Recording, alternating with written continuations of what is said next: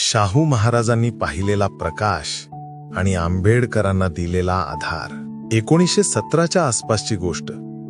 Doctor Babasaheb Ambedkar परदेशातून शिक्षण घेऊन नुकतेच भारतात परतले होते.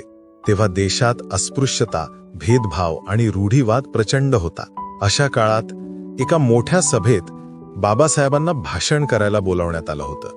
ते बोलायला उभे राहिले आणि समाजातील अन्याय, समानतेची गरज आणि शिक्षणाचे महत्त्व यावर एवढ्या ताकदीने बोलले की संपूर्ण सभा थक्क झाली.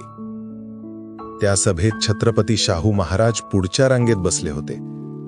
भाषण संपताच ते उभे राहिले आणि म्हणाले, आज मी एका नव्या भारताचा सूर्य उगवताना पाहिलाय. सभेतील सर्व लोक शांत झाले. शाहू महाराज पुढे गेले, बाबासाहेबांच्या खांद्यावर हात ठेवला आणि म्हणाले, तुम्ही केवळ दलितांचेच नेते नाही, तुम्ही संपूर्ण मानवजातीचे नेते होणार आहात.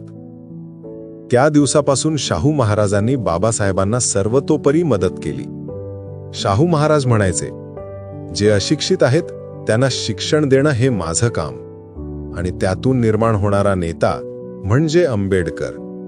एक राजा, एक क्रांतिकारक विद्यार्थी, पण उद्दिष्ट एकच, समाजाचा उत्थान. Download ShareChat.